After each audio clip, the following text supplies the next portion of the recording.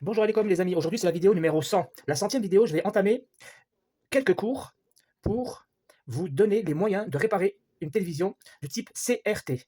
Quel que soit le type, le modèle, la taille de la télévision, vous allez pouvoir la réparer parce qu'il y a deux grandes familles que je vous expliquerai le moment venu. Il s'agit de la partie secondaire au niveau du transformateur de puissance, le THT.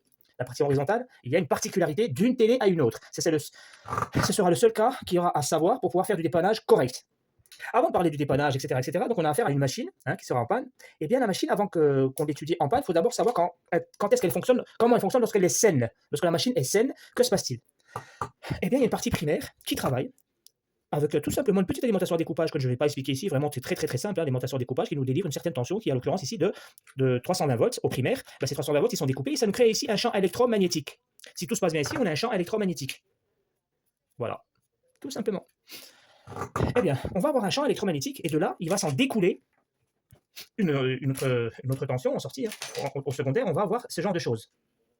Alors, peu importe quand c'est une double bobine, triple bobine, pour l'instant, c'est comme ça pour nous. Donc, cette bobine extérieure, elle est forcément, elle a la masse. On aura donc une masse. Et voilà à quoi sert la partie secondaire. La partie secondaire, elle a une diode et bien évidemment son condensateur.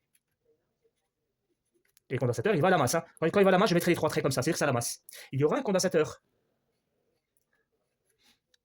Et bien sûr, il va donner une tension, donc il va aller à la masse. La masse de lui, c'est pareil, c'est les mêmes masses. On aura une diode, et elle va aller au condensateur, pour nous aller aux toilettes. Donc les toilettes, c'est ici, c'est pareil, c'est la masse. D'ailleurs, toutes les masses, là, elles viennent ici. Autrement dit, j'aurais pu faire ça. C'est chiant. J'aurais pu faire ça. La masse ici, et la masse ici. Vous comprenez ici? En fait, on va avoir trois tensions. Une là, et une là. Et ça, c'est pas une des premières pannes, mais quand même, ça vous le savez. Que se passe-t-il si cette diode est en court-circuit? Si cette diode elle se comporte comme un fil? Si cette diode elle se comporte comme un fil, ça devient un fil. Donc on aura un bip entre là. Et ça, c'est quoi? C'est une bobine qui est en fil. Cette bobine elle va où? Elle va à la masse. Donc là, on a un bip, et là, ça va biper. Donc ça bipera entre la masse et le condensateur. Donc le condensateur là sera en court-circuit. Eh ouais.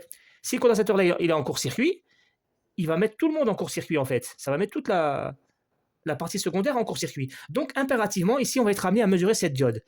Lecture, pas lecture, lecture, pas lecture, lecture, pas lecture. Voilà le tout début. Il faut que ces trois diodes soient fonctionnelles. Très bien. Maintenant, pourquoi on a fait ces diodes? À quoi elles servent ces diodes? Ici, on a une diode qui est de 24 volts. Pardon, la diode du milieu. D'abord, je m'occupe. Je ne vais pas mettre les condensateurs. Maintenant, vous êtes adulte, vous êtes grand, vous savez que derrière une diode, il y a un réservoir, c'est un condensateur. On va prendre la diode du milieu. En fait, cette diode, c'est une 24 volts. Tu vois cette diode de 24 volts? Je fais juste un rond. On va la prendre ici. Voilà, on a une diode de 24 volts ici. Enfin, la diode est là, le condensateur, mais il y aura un fil ici. Quand on vient ici, on aura le point 24 volts. Le point 24 volts, c'est juste, il y a un circuit son, un amplificateur de son, et derrière, il y a des baffes. Enfin, il y a trois bobines, et derrière, il y a des haut-parleurs. Ici, on branche le HP, haut-parleur. Et bien ça, les 24 volts, c'est pour alimenter lui. Tout simplement. Entre lui et lui, alors, lorsque je vais allumer la télévision en stand-by, j'aurai 24 volts ici, mais les 24 volts, j'aurai pas de son encore, j'aurai bien évidemment pas de son. Et quand je vais appuyer sur player, sur stand-by, là, sur activer la télévision, en fait, ici, ils ont mis ici un robinet. C'est quoi un robinet? C'est un interrupteur. C'est quoi un interrupteur? C'est un transistor. Là, ils ont mis un transistor à trois pattes. Voilà. Ils ont mis un transistor à trois pattes. Une là. Ce transistor, là, il est fermé pour l'instant. Là, il est activé. Je vais le laisser ouvert. L'interrupteur, là, il est ouvert. Et quand le microprocesseur lui dira, tac, vas-y, on va les 24 volts, on aura les 24 volts pour avoir le son. Ça, on s'en occupe pas. Les 24 volts, ils sont là pour faire du son. D'accord? Vous n'oubliez pas. Il y aura une tension de 24 volts. Ouh. Ce que vous devez savoir, c'est qu'il y a un petit voyant rouge. Ça, c'est le voyant rouge. Et à côté de lui, il y a une puce infrarouge. Franchement, je ne sais pas c'est quoi le symbole. Moi, je fais comme ça, la puce Wi-Fi, tu vois, en Wi-Fi. Voilà. Là, tu as une puce infrarouge et tu as le voyant rouge. Tu vois, c'est le truc qui capte la télécommande, quoi. À côté de cela, vous aurez une flash. Le BIOS. À côté de cela, vous allez avoir un micro, évidemment, processeur. Évidemment.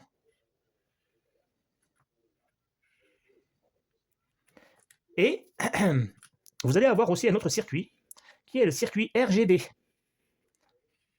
Le circuit RGB, red, c'est-à-dire rouge, G, c'est-à-dire green, ça veut dire vert, donc circuit rouge, circuit vert et circuit bleu. D'accord? B, ça veut dire blues en anglais. Voilà. Et vous avez le circuit ici, microprocesseur. Alors micro, c'est ce signe-là. Et P, c'est processeur. Les gars, au début, ça va être super chiant. Je vous explique. Là, je suis en train de vous expliquer l'informatique. Et après, je vais vous expliquer des choses que vous ne connaissez certainement pas. Hein. Ça, c'est clair qu'en électronique, il y a des choses très, très, très, très secrètes que je n'ai pas trouvé ça sur Internet. Hein. Ce que je vais vous dévoiler en deuxième partie, ça va être super intéressant. Hein. Sur la puissance, sur le THT, sur l'horizontal, le vertical. Mais ça, d'abord, ça, c'est important. Que vous ayez une idée en tête. Tu as vu le 12 volts, là? Ils sont là pour quoi? En fait, le 12 volts, ils sont là pour nourrir la BIOS. Rappelez-vous, le BIOS, c'est une charge qui doit être toujours alimentée. Et l'infrarouge, si l'infrarouge n'a pas sa tension, comment veux-tu que tu puisses le commander? Là, on est en stand-by, les gars, on est en stand-by. Hein. Ça ne va pas être possible. Et on a un microprocesseur. Le microprocesseur, lui aussi, il a besoin de nourrir. Mais en vérité, il a besoin de 2 tensions différentes. Voilà la vérité. Parce que c'est un gros microprocesseur qui fait énormément de choses. Alors, ce 12 volts-là, en fait, qu'est-ce qu'ils en prennent? Ils le rentrent dans un régulateur à 3 pattes. Très facile. L'entrée, c'est le 12 volts, la sortie et la masse. Toujours on va aux toilettes. On mange et on va aux toilettes. Quand on mange et on va aux toilettes, eh ben on a créé un circuit. Ce circuit, il fait quoi là? Il donne de la lumière, il chante la musique, il va danser, il fait du pain, il fait quoi lui? Il fait cuire le café? Il fait quoi ce régulateur? Eh ben, c'est un régulateur. Le régulateur, il transforme les 12 volts en 8,5. 8,5. Cette tension de 8,5, elle va encore une fois avoir un condensateur, très important, un condensateur, toujours. Pourquoi on a fait 8,5? Parce qu'on va l'envoyer au microprocesseur. Voilà. Donc ici, en 12 volts, on a créé du 8,5. Ensuite, soit on va prendre de 8,5 depuis ici, c'est possible, ou soit on va prendre de 12 ici. Qu'est-ce que vous voulez que je fasse? Qu'est-ce que vous voulez que je fasse Qu'est-ce que je peux faire? Moi, je vais prendre de 12 volts. Je vais prendre de 12 volts. Et ma foi, là, je vais recréer un autre régulateur. Voilà, un régulateur. Alors, ce régulateur, je l'emmène à la masse pour aller aux toilettes. Alors, il rentre ici du 12 volts. Mais en sortie, il me sortira 5,2 volts. Voilà les 2 tensions les plus importantes. 5,2 volts avec un condensateur. C'est pourquoi qu'on donne le 5,2 volts. C'est pour la flash, le voyant rouge et le BIOS là, la flash. Donc là, j'aurais eu les 5 volts, 5,2. Là, j'ai 5,2 volts. Là, quand je n'appuie pas encore sur le stand-by de la télévision, j'ai juste branché la télévision. La télévision ici, elle me sort du 12 volts et du 24 volts et du 110 volts. On verra plus tard, c'est le plus important, c'est ici. Là, je vous montre le côté chiant. En fait, la partie 12 volts, elle est là pour les petits trucs un peu microprocesseurs et toute compagnie là. Et en fait, ces 5,2 volts, ils alimentent le BIOS, ils alimentent le microprocesseur, mais ils vont aussi là. Alors, je ne dis pas qu'ils viennent de là, pardon, ça c'est peut-être une erreur de ma part. Ils ne viennent pas de là, excusez, il a besoin de 5 volts. Alors, je pense que probablement, ce qu'ils vont faire, eux, ils ont envoyé du 8 volts ici directement, avec ce 5 volts, le 12 qu'ils ont. Eh ben, je pense que ce 8 là, il va retransformer. Le 8, il rentre dans quoi? Dans un régulateur pour sortir du 5,2 pour aller ici. Vous voyez, donc ici, le microprocesseur, il aura une tension de 8,5 et il aura une tension de 5 volts. Parce que le régulateur qui a sorti 8,5, on le remet dans un autre régulateur qui mange du 8,5 et qui crache du 5. On le met à la masse. Hein. Voilà. Donc là, je vais me prendre une petite pause. Là, je vais mettre un condensateur. Et là, un condensateur. Mes amis, voilà la chose qui est très importante. Lorsque vous allez avoir votre télévision qui ne démarre pas du tout, hein, vous avez une télévision CRT qui refuse de s'allumer. La télévision, lorsqu'elle refuse de s'allumer, la première chose que vous allez venir voir, c'est le voyant rouge. Est-ce que le voyant rouge, il est allumé? Est-ce que j'ai bien mon voyant rouge qui est allumé? S'il est allumé, c'est bien. S'il est allumé, parfois, vous allez voir un allumage, mais assez faiblard. L'allumage de lampe, là, ça, c'est une lampe, hein, l'éclairage. Des fois, il est allumé, mais très, très, très, très faible. Mon ami, écoute, tu viens ici, sur ton infrarouge, et tu vas avoir un petit condensateur céramique. Hein. C'est facile, ces condensateurs céramiques. Et tu vas venir ici, tu vas venir mesurer sa tension. Tu vas trouver probablement 3 volts, ou 2 volts, ou 4 volts. Une tension inférieure à ce qu'elle, toi, te donnait. Combien? Elle t'a donné ici 5,2. Or, ici, tu n'as que 4 volts. Tu vas venir ici. Oh, merde, j'ai toujours 4 volts. Tu vas venir ici.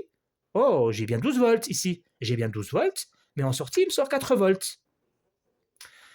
C'est quelque chose qui est particulier à toutes les télévisions CRT. À chaque fois ici, tu sais que tu as 5 volts, mais malheureusement, tu as obtenu 4 volts. Tu as une chute de tension.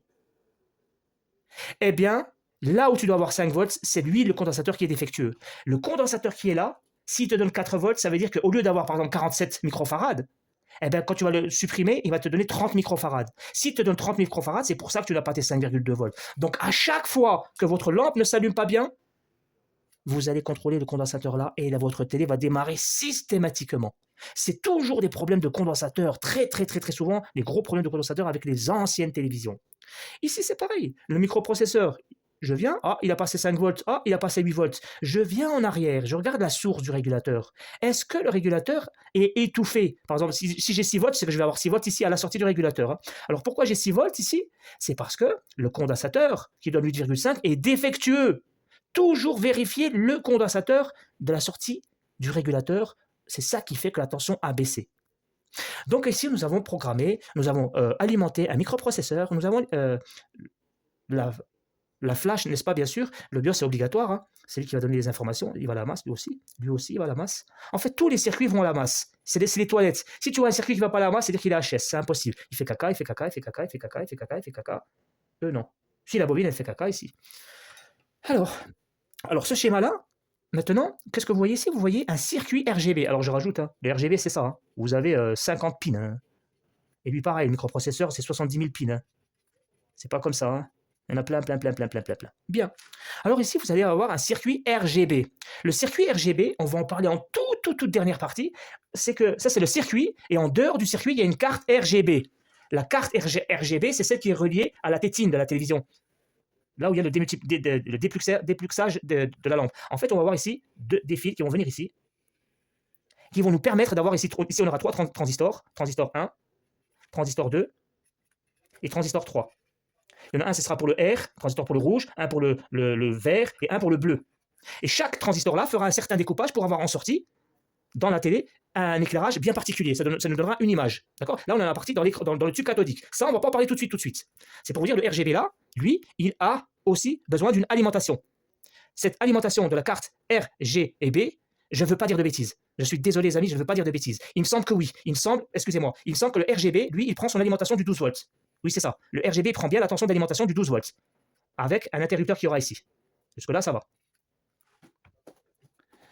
Ensuite, vous allez avoir un autre circuit, c'est le circuit vertical. Vous allez avoir un circuit vertical. Là, ça va être très compliqué. Vous avez un circuit vertical. Vous allez avoir un circuit ici qu'on appelle la très haute tension. Et vous allez avoir ici un MOSFET. Un transistor, pardon. Vous allez avoir un transistor. Mes amis, je vais vous montrer le lien qu'il y a entre cette diode, ce transformateur-là, ce transistor THT et le circuit, n'est-ce pas?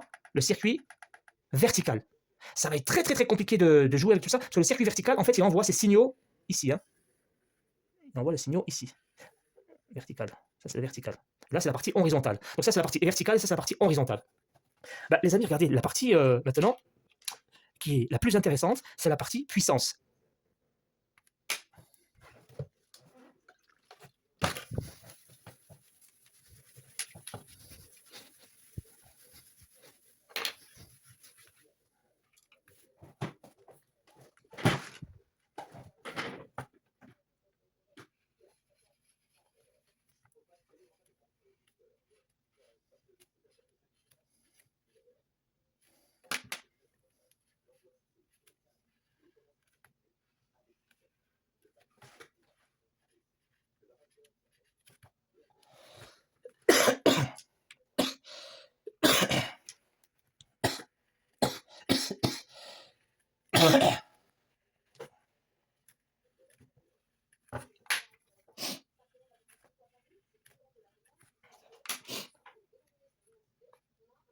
Là, c'est la partie, secondaire. D'accord? Ici, on est en primaire.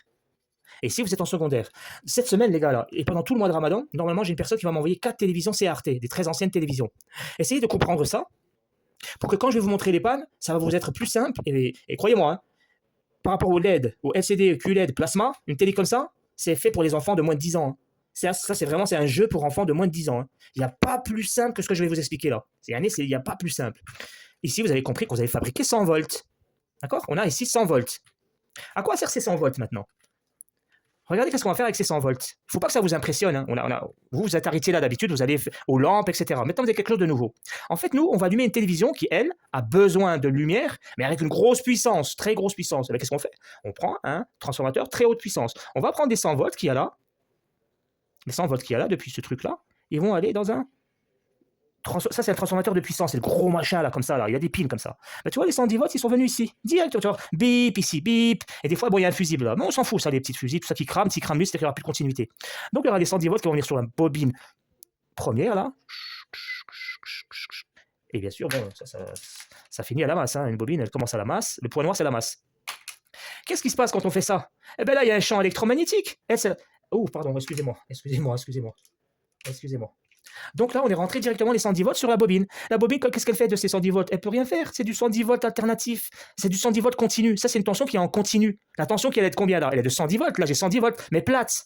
Donc la bobine là, elle peut pas comprendre. Elle va rien faire. Elle va pas créer un champ électromagnétique. Comment veux-tu qu'elle crée un champ électromagnétique alors que c'est une tension continue? Il faut lui envoyer une tension variable. Ben nous, ces 100 volts là, on va la couper. C'est-à-dire, on va faire 100 volts, 0 volts, 100 volts, 0 volts, 100 volts, 0 volts. Ici. En gardant ces 100 volts là en permanence. Comment on fait? Eh ben, on va juste ramener ces pins-là dans un transistor. Et ce transistor-là, on va l'emmener à la masse. À la masse, c'est-à-dire ici. Donc là, on est à la masse. Hein. On va au caca. Là, c'est les toilettes. Donc là, on a un circuit. On mange et on va aux toilettes. Ça, c'est un circuit. Là, on tourne, on mange, on va aux toilettes. Donc on a un circuit, on a un deuxième circuit. Ça, c'est le circuit THT, l'horizontale, la partie de line. Ça, il faut la retenir, cette partie-là. Elle est toute simple. Toute simple. Cette partie-là, elle a besoin de quelque chose d'autre pour fonctionner. Elle a besoin d'un oscillateur. Alors, il va y avoir un petit oscillateur. L'oscillateur va lui donner un signal d'horloge. Ben, cet oscillateur-là, lui aussi, il sera à la masse. Et lui aussi, il aura une tension VCC. Hein, il aura un VCC qui va arriver, une tension VCC qui va lui permettre d'allumer ici en 12 volts ou 16 volts. Il y aura du plus 16 volts. Et un condensateur. Très important. Très important. Donc ici, on va avoir un oscillateur qui va nous faire du découpage. Et ce découpage-là, il va nous permettre d'avoir la très haute tension qui va sortir là-haut. Admettons que c'est ce fil-là et ce fil-là. Ça va dans la très haute tension dans l'écran de la télé. On s'en occupe pas, on s'en fout. Rappelez-vous, je vous avais parlé d'un circuit vertical. Il y a un circuit vertical. Il est fait comme ça. Ça, c'est le circuit vertical. Ben, ce circuit vertical-là, il se nourrit de deux tensions. On va avoir une tension, par exemple celle-ci là, et celle-là. Et celle-là, elle va sortir d'ici avec une diode, dans ce sens-là. Et on va mettre un condensateur, comme toujours, on met un condensateur. Et là, on aura une tension de plus 15 volts. Alors que l'autre, elle va sortir, mais avec une diode inversée, les gars. Elle est inversée.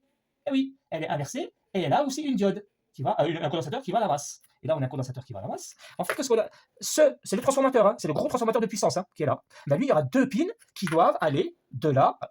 Alors, il ne va pas se laisser qu'il y a la diode, hein, mais en sortie ici, ben, il y en a une qui va nourrir celui-là en 15 volts et celui-là en moins 15 volts. Donc voilà, deux points ici impératifs à savoir. Dans le circuit vertical, tu as deux points. Si tu as 15 volts là, c'est bien. Si tu as moins 15 volts là, c'est bien. Mais parfois, ça arrive très souvent. Et c'est facile, hein, l'électronique des télévisions CRT, c'est super facile. C'est juste que moi, je sais que j'ai 16 volts. Je sais que j'ai moins 16 volts. Oh merde, j'ai pas 16 volts. Oh merde, j'ai pas moins 16 volts. Je monte ici. Je monte. Oh, regarde, là, j'ai 15 volts ici. Oh merde, j'ai 0 volts ici. Pourquoi j'ai 15 volts avant la diode et pourquoi j'ai 0 volts après? Ben, la diode, elle est morte. La diode est tout simplement morte. Il apparaît vraiment. Pourquoi j'ai 0 volts et pourquoi j'ai moins 15? Parce que la diode, elle est morte. La diode, elle est morte. La diode, elle peut faire passer 0 volts. Voilà. Admettons qu'au lieu d'avoir 15 volts, ici, tu sais que tu as 15 volts. Note-le quelque part dans un papier. Un jour, tu vas venir sur ton vertical et tu vas vérifier, tu vas mesurer ici 6 volts, 7 volts, 8 volts. Qu'est-ce que c'est ça? Pourquoi j'ai 8 volts? Alors, je t'explique. Hein. Quand tu auras 8 volts, la télévision ne va pas démarrer. Hein. Excusez-moi. La télévision va démarrer, mais tu vas avoir un gros problème vertical. C'est-à-dire que l'image, elle est comme ça, elle est stable, elle est fixe. Là, toi, tu as une image avec des traits comme ça. Alors, c'est vertical, je sais que c'est vertical, c'est de haut en bas, mais un problème vertical, c'est quand tu auras des images droites, des traits droits comme ça, horizontales. Tu auras des traits en haut, des traits en bas, ou alors tu auras les jambes en bas du mec qui sont grosses, des grandes jambes, ou alors la tête en haut, elle grossit. Tu vois, la tête, elle est déformée. Ça, c'est un problème de vertical. Dû à quoi? Au lieu d'avoir 15 volts et moins 15 volts, il se peut que tu aies 12 volts et moins 12 volts. Pourquoi j'ai une tension qui est inférieure à 15 volts? À cause de la baignoire, à cause de la piscine qui est là. Donc je viens contrôler cette piscine et je viens contrôler cette piscine.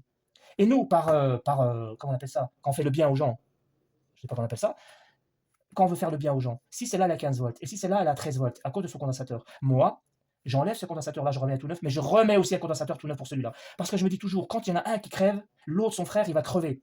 Dans 1 mois, dans 2 mois, dans 3 mois, mais le mieux, c'est de changer les deux. Vous voyez, les amis, c'est pas très compliqué. On a une entrée. Cette entrée, c'est le 110 volts qui va dans la bobine principale, elle arrive ici, elle doit être découpée. Clac, clac, clac, clac. C'est un interrupteur transistor. Donc là, on aura le collecteur, nous aurons l'émetteur et nous avons ici la base. La base, elle reçoit du ouverture, fermeture, ouverture, fermeture. Donc, elle va créer un champ électromagnétique ici. Et donc, on aura une très forte puissance ici, mais aussi, on aura créé, parce qu'on a une bobine ici de moins 15 et moins 17 volts. Vous comprenez? On aura créé cette tension, on aura créé cette tension. Très bien. Il y a aussi une autre chose qu'il vous faut connaître, c'est la tension chauffage. La tension chauffage, c'est la tension Hertz, la tension heater, la tension heater.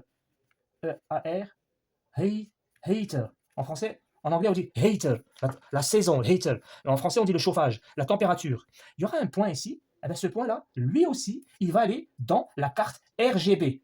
C'est très important, ce point-là. Le point H, que je vous expliquerai dans certaines pannes très importantes. Voilà. On aura le H, on aura le heater, on aura la haute puissance, on aura 2 tensions de sortie pour alimenter la carte verticale. Et c'est tout. Maintenant, le circuit qu'il vous faut connaître, le circuit que je vous ai dessiné tout à l'heure, le circuit vertical, oui, n'est-ce pas? En fait, c'est le circuit vertical qui s'occupe de ça, mais j'allais parler du microprocesseur, pardon. Le microprocesseur qui vient là. Les amis, le microprocesseur qui vient là, il faut savoir une chose, c'est qu'à l'intérieur de lui, il y a la carte graphique, il y a l'ampli son, il y a le préampli, il y a le préampli, il y a la partie contrôle, donc il y a toute la programmation, la partie contrôle, c'est pas rien. Il y a la partie IF, la partie télécommande. Quand je reçois les signaux de télécommande, c'est lui qui les déchiffre, le IF, les signaux infrarouges, IF. Il y a ici la gestion de ce que l'on peut appeler, quoi d'autre? Mes amis, je suis désolé, j'ai un trou sur le microprocesseur. Le microprocesseur, il fait le graphique. J'en ai parlé du graphique? J'ai pas parlé du graphique. Il fait aussi la partie graphique. Et il y a une grosse partie image. Eh oui, il s'occupe de l'image à faire le démultiplexage. C'est par lui que passe le démultiplexage. Je vais fermer, j'espère. Ouais. Il y a le démultiplexage qui est géré ici. Une partie du démultiplexage est envoyée bien évidemment au circuit vertical. Et enfin, ce circuit vertical-là enverra ses signaux à la carte RGB.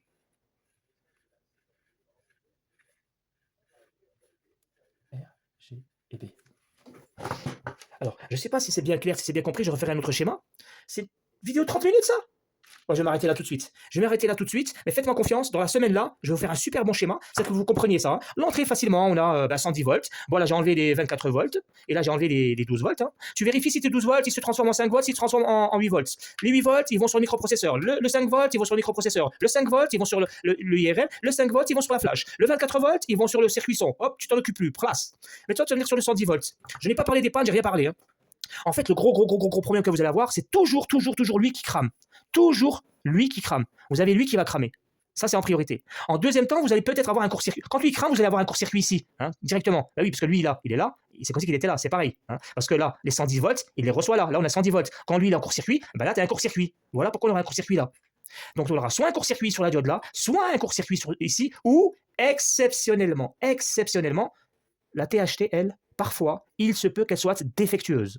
Pour savoir si c'est elle qui est défectueuse, on fera quelque chose qui sera très simple, je vous montrerai. En fait, on va enlever un fusible, on va couper le fusible, c'est-à-dire qu'on aura désolidarisé, ici, là, on aura désolidarisé la partie THT pour savoir si la panne qu'on avait trouvée ici, le bip, est-ce qu'il vient bien d'ici ou vient pas de là? Parce qu'en fait, des fois, tu vas avoir un bip ici, sur ton transistor, mais tu vas enlever le transistor. Et quand tu vas revenir ici, tu vas encore trouver bip. Bah, d'où vient ce bip? Bah, ce bip-là, il peut venir s'il y a un court-circuit à l'intérieur. Parce que ça, ce fil-là, c'est le même fil qu'ici. Imaginez que ce fil-là touche la masse, court-circuit. Ben voilà pourquoi vous aurez un court-circuit. Alors, ce type de panne-là, c'est parfois réparable ou parfois on change carrément ça. C'est pour ça qu'on récupère, nous, les poubelles. Parce que tu vois ça, là, il y en a 4. Il y a 4 familles. Après, il y en a les petites tailles et il y en a pour les grandes tailles. Il y a les petites télé et les grandes tailles. Mais en général, quand tu en récupères 3 ou 4 dans ta poubelle, dans ton garage, tu sais que tu vas en réparer 3 ou 4 des télévisions. Voilà, les amis. Alors, la plus grosse panne, c'était donc ce transistor qui est à lui seul un court, hein, parce que c'est un transistor qui est particulier. Il y a 2 types de transistors. Il y en a avec une résistance entre le collecteur et l'émetteur. Vous allez avoir une résistance. excusez-moi, oh, je vais dire une bêtise, entre l'émetteur et la base, vous allez parfois avoir une résistance qui fait bip, une résistance de 60 ohms ou de 40 ohms, donc ça peut biper, ou parfois vous avez un autre type de transistor de puissance avec une diode entre la base, vous avez la base, l'émetteur et le collecteur, base, émetteur, collecteur. Mais ici, vous devrez avoir une diode. Voilà les deux types de transistors qu'il y a ici. Soit tu t'y connais, et si tu t'y connais pas, c'est tout con. Tu enlèves ton transistor qui est là, et tu vas écrire dessus 8804, eh ben tu achètes un 8804. Ou alors tu vas demander à un copain qui t'en donne un de son équivalence. Il y en a beaucoup. En fait, tu vois ce qui est super bien dans les télévisions comme ça, c'est RT. Tu enlèves celui-là, tu vas dans n'importe quelle télévision, tu remets le même. À condition que c'est de la famille résistance ou diode. Si lui c'est la famille résistance, ben tu mets un de la famille résistance. Si c'est la famille diode, ben tu mets un de la famille diode. Mes amis, je vous mets ça, même si c'est moche, c'est pas présentable, ça fait pas très machin. Vous savez comment je travaille, je suis quelqu'un de sérieux. Là, pour l'instant, je vous ai fait de la merde. Mais croyez-moi, vous avez vu tous les projets que je vous ai fait pour la télévision LCD, QLED, etc. Ça va faire la même. Je vais vous faire un très beau schéma bien propre. Demain, normalement, j'ai un Turc qui me ramène une super bonne télé, mais qui a plus de 40 ans. La poussière qu'il y a dedans, je te raconte pas. Donc, je vais la nettoyer, tout le bordel, et je vous montrerai tout ça en concret. Donc, vous avez vu le circuit vertical, le microprocesseur, la carte RGB. Vous avez vu le fil H qui correspond à donc la chaleur, ou si tu veux le heater, je sais pas ce que dire heater, et moi peu importe, j'ai une tension variable, et je vais vous expliquer ça avec l'oscilloscope et tout les amis, hein. Et ici aucune difficulté, voilà. Si jamais ça me remet, ben, je referai encore. C'était un préambule les gars, à bientôt.